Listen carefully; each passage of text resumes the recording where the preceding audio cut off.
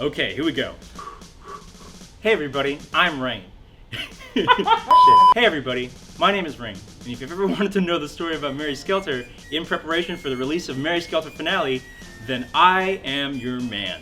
Now we're gonna go over the story of Mary Skelter Nightmares in about 2 minutes. Okay, here's how it starts. So a strange meteor falls to Earth and specifically lands in Japan, and it creates this thing called Jail. It's a giant tower.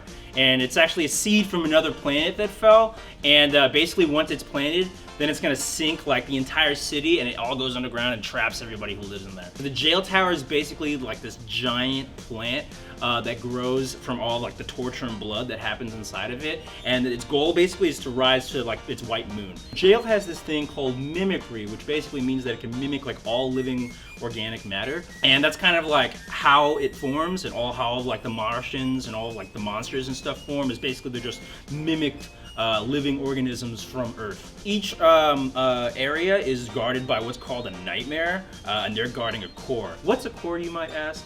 It's a strange plant-like bulb that is in each area that supplies nutrients both to the area in the jail and the nightmares that live in there. So basically the nightmare is like invincible until you destroy that core. But there's a special core that grows in the jail tower when it gets high enough close to the moon. That's called the white core. In the second game, they call it the witchcraft. We can get to that later, which is even more powerful and can mimic even harder.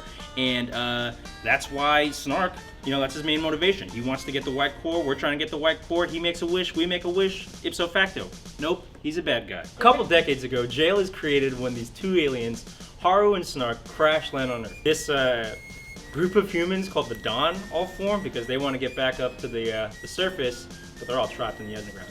The commander of the Dawn finds Red Riding Hood as a little baby and takes her in, and she's like the first blood moon they discover.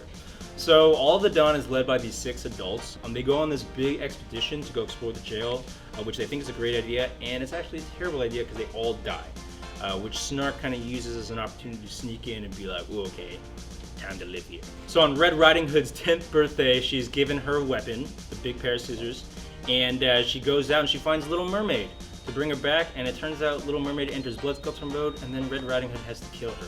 And then through this incident, Dawn learns about Blood Skelter, and the professor introduces Cinderella to the Blood Maidens. There are 3 sisters, Thumbelina, Snow White, and Sleeping Beauty, and they leave the Order of the Sun and end up joining the Dawn as Blood Maidens. They find this other blood maiden called Kaguya. She's kind of sleepy, uses tildes every time she talks, and she's taken from her not-so-happy village and becomes a blood maiden too. The main characters, Jack and Alice, come into play, and they're found when they're captured by Martians and then imprisoned in jail. So Red Riding Hood busts them out, and Alice and Jack then eventually join the Dawn. And then that's when they kind of learn about Blood Skelter and mimicry and SNARK, who supposedly killed the original members of the Dawn. And then Dawn's objective of finding and destroying the cores in order to grow the tower up into the sky so they can go into the surface. But eventually they recruit Rapunzel and Gretel, as well as they explore all the towers and destroy more and more cores. Jack and Alice slowly kind of become wary of Dawn because they're like, whoa, there's a lot of strange stuff going on here. And eventually, through both Kaguya and Gretel, they learn that they're not human. They're actually born from Martians. And even later, they realize that they were mimicked out of fairy tale characters that were found inside of a daycare center. So in the tower, they eventually confront SNARK in this weird kind of like mystery-solving sequence, and he reveals of his plan to create the white core. And then, okay, there's a side note. There's this character Michiru, who's like the prophetic leader of the Order of the Sun, and her brother Chiaki. They're also mimicked creatures, or mimicked people. They're special though because they're like representative of like these children from these daycare, like of that what they think of the sun. But anyway, long story short, they have a huge battle with SNARK. And then after like his plan is thwarted, he uses the white core to merge with the jail and becomes like a super final boss, and becomes like a huge nightmare. And then Hikari basically just like unlocks her angel powers and then flies everyone up to the surface, and that's pretty much the end of the first game. Oh, and then there's Hamlin. She's an optional character. Did you watch all of that and have absolutely no idea what I was talking about? Well, here's a too long didn't watch. Cores, they mimic, and sometimes they do wishes. Blood Maidens, not human. Little Mermaid, dead. The Professor, actually SNARK. SNARK and Haru, aliens. Jail, a f***ed up plant.